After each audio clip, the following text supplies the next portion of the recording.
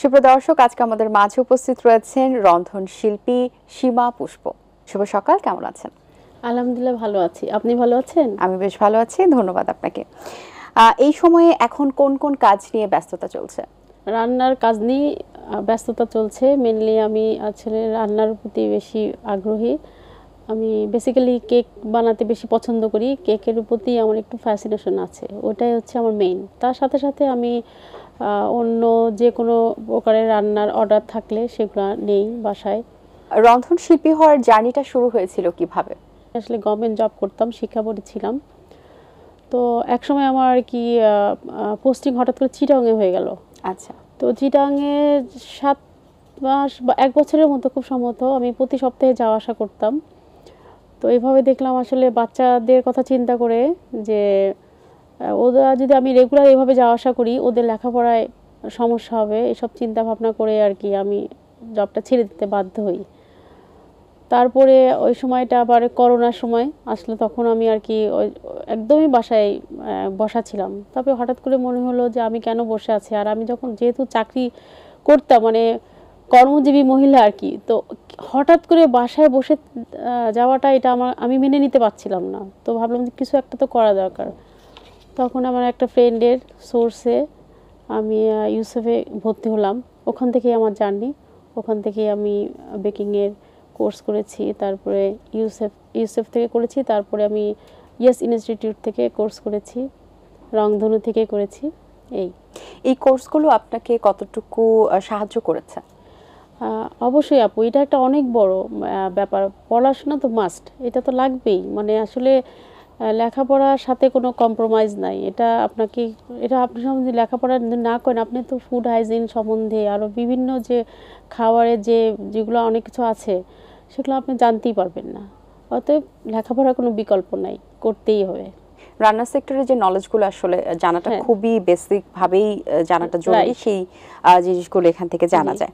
আচ্ছা, সো চাকরি যে ছাড়ার পরের যে ডিসিশনটা, এই যে রন্ধন শিল্পী, কখনো কি মনে হয়েছে যে না ছাড়াটাই ভালো ছিল বা খারাপ লাগা কাজ করেছে কিনা? না, ঠিক এক্স্যাক্টলি সেরকম মনে হতো না। মাঝে মাঝে একটু খারাপ লাগতো, মনে হতো যে আমি তো আসলে রান্না জগতে ঢুকেই আমি মানে এই অর্ডার নেওয়া, অমুক জায়গায় করা, মানে এত বেশি এগুলা তো ছিল না। তো তখন আমার একটু বোর লাগতো, ভাবতাম যে কেন যে চাকরিটা ছাড়লাম। পরে চিন্তা করলাম যে না, বাচ্চারা আগে, আমি তো জব করব, টাকা ইনকাম করবো সবই, কিন্তু আমার ছেলে মেয়েরা যদি মানুষ না হয় তাহলে তো আমার সব কিছুই বৃথা। তো এইসব চিন্তা ভাবনা করে আবার মনটাকে শান্ত করতাম। তো এইভাবেই আস্তে আস্তে মানে আলহামদুলিল্লাহ আমি ভর্তি যখন হলাম তখন তো আমি ক্লাস করতাম, আমার সময়টা কেটে যেত। তারপর ওইটা নিয়ে বাসায় আসা, এক্সপেরিমেন্ট করতাম। এভাবে করতে করতে আমার টাইমটা যখন মানে খুব তাড়াতাড়ি পাস হয়ে যেত, তখন আসলে আমার অত বোর লাগতো না। কিন্তু প্রথম একটু খারাপ লাগতো। আচ্ছা ঠিক আছে, হঠাৎ করে রান্নাতে ভর্তি হইলাম, ওইটা করব কি করব না, মানে বাসায় এসে এক্সপেরিমেন্ট করব কি করব না, অত বেশি লাগতো। পরে যখন আমার আগ্রহ হইলো এটার প্রতি একটা, তখন আমি এটাকে মানে মোটামুটি খুবই মানে মন প্রাণ থেকে, মানে ভালো লাগা থেকে ভালোবাসা যেটা বলে আর কি। আচ্ছা, আপনার যে একটা অনলাইন পেজ রয়েছে ফুডিস জার্নাল, সেই পেজটি সম্পর্কে জানতে চাই, কিভাবে এই পেজের কাজকর্মগুলো পরিচালিত হচ্ছে? আচ্ছা, আমার একটা পেজ আছে, তো পেজটার নাম ফুডিস জার্নাল। ওখানে আমার অনলাইনে আমি সেল করি, মেইনলি কেক সেল করি। সাথে আমার মাঝে মাঝে অর্ডারও আসে, পোলাও, রোস্ট, তারপরে বিরিয়ানি, তারপরে রেজালা, এরকম যখন যেভাবে রোস্ট বা কোনো অফিস থেকে বা কোনো ফ্রেন্ড সার্কেল বা রিলেটিভস তারা যখন আমাকে দেয়, আমার লোক আছে তারা আর কি দিয়ে যায়, তাদেরকে দেয়। আবার অনেকে আছে যে তারা নিতেই পছন্দ করে, বাসার থেকে আসে। বেসিক্যালি আসলে আমি কেকটা চাই যে বাসা থেকে নিয়ে যাক। আমি একটু মোটামুটি যদি একটু বড় সাইজের কেক হয় বা একটু রিস্ক থাকে মনে হয়, কারণ এর আগে আমার একটা খুবই 2বার খুবই খারাপ অভিজ্ঞতা হয়েছে।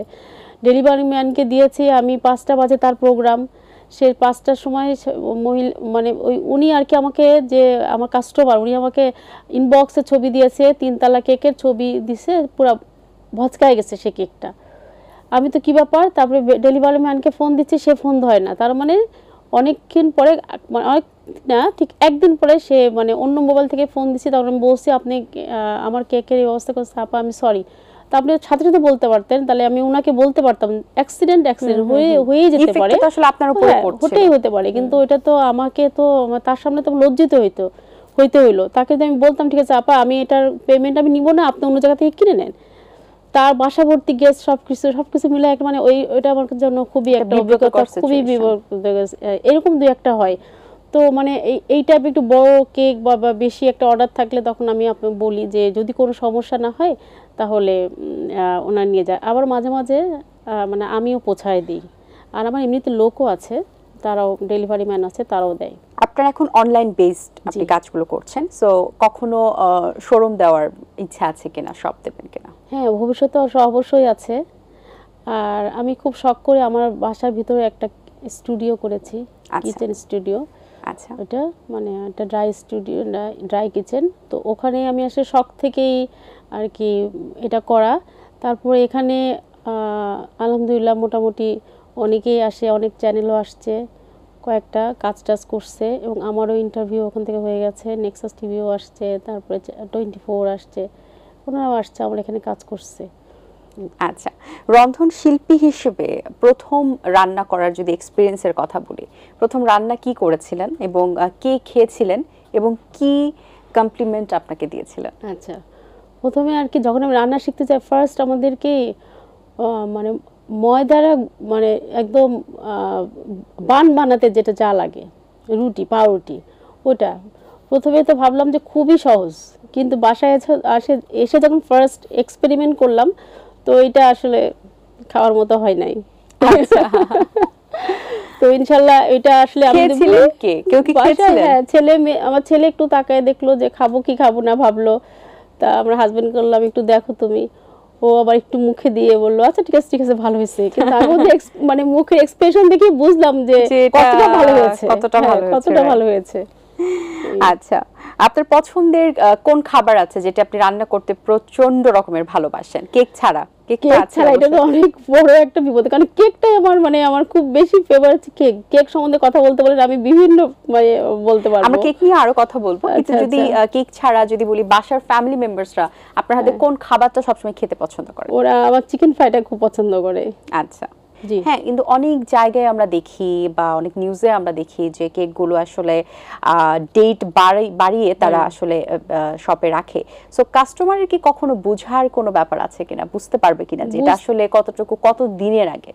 এটা আসলে বুঝতে পারবে, সেটা আসলে একদম যে মানে হঠাৎ করে বোঝার কোনো ওয়ে আছে? খাওয়ার তো অপশন নেই আসলে, সে তো কেক বাসায় কিনে নিয়ে যাবে, আসলে দেখে মানে এত সুন্দর এটাকে সাজুগুজু করা থাকে যে এটা আসলে দেখার কোনো উপায় নাই যে এটা কবেকার কেক।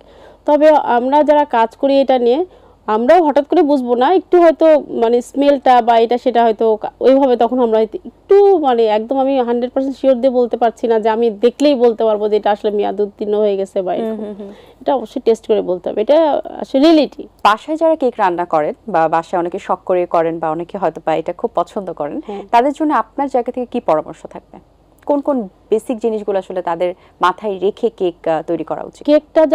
কেকটা যখন বানাবে, যখন মানে সব ইনগ্রেডিয়েন্টস যখন রেডি করবে, অবশ্যই হাইজিন মেইনটেইন তো ফার্স্ট টাইম, এটা তো আসবেই। আর কেকটা যখন বানাবে অবশ্যই মানে বিট যেটা মেইনলি কেকের যেটা মানে মেইন যে ডিমটা আর চিনিটা যখন একসাথে বিট করবে, ওটাকে খেয়াল রাখতে হবে ওভার বিট না হয়ে যায়, হলেই ওই কেকটা বসে যাবে। এই জন্য ওই দিকটাকে আমি বলবো ওই জায়গাটাকে একটু খেয়াল রাখতে। আপনি ড্রেস এবং গয়না নিয়েও কাজ করেছেন, এখন করছেন না কেন? আসলে আমি ড্রেস আর গয়না কিন্তু আমি কেক মানে এই বেকিং বা কুকিংয়ে আসার আগে ওটা আমার কিন্তু ছিল ফার্স্ট, মানে আমি যখন চাকরি করতাম তখন থেকেই ছিল আমার। তারপরে ড্রেসটা আসলে আমি ইন্ডিয়ায় নিজে যেতাম, বিজনেস করতাম, আমার একটা পেজও আছে এস এলিগেন্ট, এখনও আছে, মাঝে মাঝে টুকটাক আমি একটু দেইটেই ছবি টবি, ভালো লাগলে ড্রেস মেক করি, আমি নিজেই করি আর কি। তো আসলে দেখা যাচ্ছে যে একসাথে আসলে কোনো কাজ একসাথে কখনোই সেটা মানে সফলভাবে হয় না, আমি তো পারি না। হ্যাঁ সংসার, তারপরে সেক্টরে জি, যেহেতু আমি এই কুকিং সাইডটাকে আমি মেইন নিয়েছি, তো এইটার সাথে আবার কিছুদিন আগে আমি আসলে লুম বিডিংয়েও ভর্তি হয়েছিলাম রিমাপুর সাথে। রিমাপুর খুবই একজন ভালো মনের মানুষ, ওনার কাছে ভর্তি হয়েছিলাম, আমি তো খুব আগ্রহে নিয়ে গেছিলাম, কিন্তু পরে আমি বলছি আব্বু আমার পক্ষে মনে সম্ভব না এত ছোট ছোট কাজ করা, কিন্তু অনেক সুন্দর লুম বিডিং। আর তাছাড়া এই লুম বিডিং ছাড়া তার আগে আমি অনেক গয়না নিজেই বানাইতাম, সেল করতাম, অনলাইনেও সেল করেছি, বাসার থেকেও কেউ নিয়ে যেত। আমার বাসার নিচে একটা দোকান আছে, ওখানেও আমি দিতাম, স্টিল এখনও আছে ওখানে, মানে টুকটাক যখন ইচ্ছা হয়, কিন্তু বিজনেস বলতে যেটা আসে কিন্তু আসলে আমি এখন করি না সত্যি কথা বলতে। আর ড্রেসের ব্যাপারটা বলি, ড্রেসের ব্যাপারে আসলে ইন্ডিয়ায় আমি নিজেই যেতাম কাপড় চোপড় আনতে। তো ধরেন আমি যদি কোনোটা 2000 রুপি দিয়ে, মানে 2700-2800 টাকা বাংলাদেশে যদি পড়ে কথা, বা 3000 টাকা পড়লো, কিন্তু বাংলাদেশ সেম জিনিসটাই আপনি এখন 1500 টাকায় পাচ্ছেন, বিকজ রেপ্লিকা। সে কেন আপনি আমার বাসার থেকে, সে বলবে যে বাসা থেকে তুমি সেল করছো তারপর 2700 টাকা বা 3000 টাকা, কেন এটা তো বাজারে তুমি 1500 টাকা দিয়ে পাবা। তো এত বার্গেনিং করা আমার হাজব্যান্ড বা আমার ফ্যামিলিরও কেউ পছন্দ করতো না। আবার হয়তো অনেকে আসলো, ঠিক আছে আপু আজকে 500 টাকা বা 1000 টাকা নেন, পরে আমি এরকম করে। তো কারোর কাছে চাওয়া টাকাটা মানে পরে অনেক দিন হয়ে গেলো হয়তো মনেও নাই, রাস্তায় দেখা হলো, আচ্ছা ঠিক আছে আচ্ছা আসতেছি ভাই, এটা আসলে অনেক একটা আমার কাছে বদারেশন মনে হয়। এই জন্য এসব চিন্তা ভাবনা করে আমি না, এইগুলা করার দরকার নাই, যেটা মানে আমার মানে ভালোভাবে আমি যেটা করতে পারবো মন থেকে, আমি যে কোনো একটা বেছে নিই। তো এটাই আমি বেছে নিয়েছি, এটাই আমি মনোযোগ দিয়ে করছি। আচ্ছা, পরিবারে কারা কারা আছেন? আমার হাজব্যান্ড, ছেলে মেয়ে। আমি মেয়েটাকে বিয়ে দিয়েছি, আর হাজব্যান্ড আছে, আর হচ্ছে আমার ছেলেকেও বাইরে যাওয়ার জন্য প্রিপারেশন নিচ্ছে। আচ্ছা, পরিবারে কারোর মধ্যে কি রান্না করার ব্যাপারটা আছে কিনা, মানে রন্ধন শিল্পী হওয়ার নাই, কিন্তু খেতে যায় সেই শিল্পী আছে। বিজনেস নিয়ে আর কি কি পরিকল্পনা করছেন? বিজনেস নিয়ে আমার পরিকল্পনা আসলে আপনি যেটা আগে বললেন শপ দিবেন কিনা, ওটা আমি ইনশাল্লাহ চেষ্টা করব নেক্সট টাইম। আমার এখনো মনে হয় যে আমার আসলে এত বেশি যোগ্যতা এখনো হয় নাই যে আমি অনেক একটা দোকান নিব, বা মাঝে মাঝে আমার একটু টেনশন লাগে, ভয়ও কাজ করে যে ঠিক আছে থাক, এখন যেভাবে করছি সেভাবেই থাক, এইসব চলতেছে। আর আমার একটু মানে আর কি, যে আমি আমার ইচ্ছা যে আমি গরিব বাচ্চা বা এদের একটু অনাথ বা এই ধরনের মানে কোনো ইনস্টিটিউট বা এরকম কিছুতে আমি গেছেও, ট্রেনিংও দিয়েছি, মানে আমি ওদেরকে নিয়ে একটু কাজ করার আমার একটু ইচ্ছা আছে আর কি। খুব ভালো ইচ্ছা। অসংখ্য ধন্যবাদ আপনাকে, খুবই ভালো লেগেছে কথা বলে। অনেক শুভকামনা রইল আপনার জন্য, ভালো থাকবেন সব সময়। ধন্যবাদ আপু আপনাকে, এটিএন বাংলাকে অনেক ধন্যবাদ আমাকে আমন্ত্রণ করার জন্য এখানে।